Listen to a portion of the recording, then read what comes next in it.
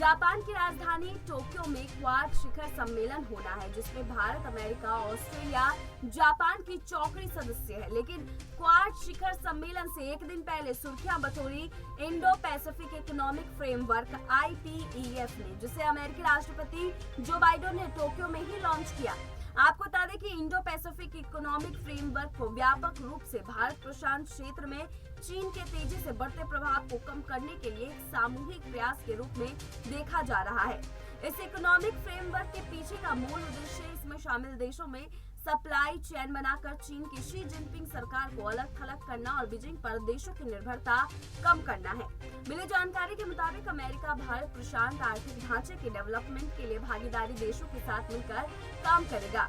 ये हमारी trade facility, digital economics और टेक्नोलॉजी के स्टैंडर्ड, आपूर्ति श्रृंखला के लचीलेपन, डिकार्बोनाइजेशन और स्वच्छ ऊर्जा इंफ्रास्ट्रक्चर, वर्कर स्टैंडर्ड और साझा हितों के अन्य क्षेत्रों के आसपास हमारे साझा उद्देश्यों को परिभाषित करेगा।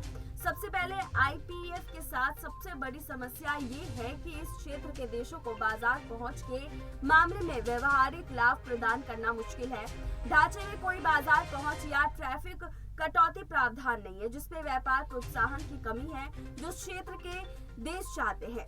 ढांचा केवल अमेरिका और जापान के भू राजनीतिक हितों की सेवा करता है। इसमें निर्धारित किया गया है कि IPEF पारस्परिक रूप से लाभप्रद और जीत जीत संबंध स्थापित नहीं कर सकता है। देखा जाए तो IPEF जो चीन को बाहर करता है, आर्थिक कारकों के बजाय भू राजनीतिक विचारों से अधिक संचालित होता है। लेकिन क्षेत्र के देश बीजिंग और वॉशिंगटन के बीच पक्ष लेने की स्थिति में नहीं फंसना चाहते, क्योंकि चीन उनका सबसे बड़ा व्यापारिक भागीदार है। जानकार मानते हैं कि भारत जोखिम से बचना चाहेगा, क्योंकि ये क्षेत्रीय व्यापक आर्थिक भागीदारी का भागीदार देश नहीं है। आपको बता दें कि क्षेत्रीय व्यापक आर्थिक भागीदारी एशिया प्रशांत क्षेत्र के 15 देशों के बीच एक मुक्त व्यापार समझौता है। लेकिन चीन के साथ अपने तनाव और आर्थिक नीतियों पर अपने संरक्षणवादी स्टैंड के कारण भारत इसमें शामिल नहीं हुआ। यहाँ आपको ये भी बता दें कि चीन ने स्वाभाविक रूप से टोक्यो में क्वाड बैठक से पहले संभावित IPEF पर अपनी नाराजगी व्यक्त की है।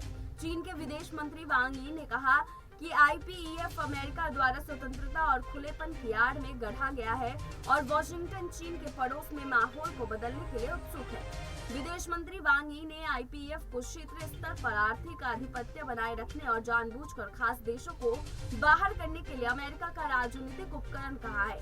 साथ ही उन्होंने जोर देकर के कहा है कि एशिया प्रशांत में कैंप या नाटो बनाने या शीत युद्ध शुरू करने के प्रयास सफल नहीं होंगे। बहरहाल IPEF को लेकर भारत समझदारी के साथ कदम उठा रहा है। अब देखना यह है कि IPEF को लेकर अब कौन सा नया मोड़ सामने आएगा। फिलहाल ऐसी तमाम अपडेट्स के लिए देखते रहिए नेक्स्ट 9 न्यूज़ नेशन।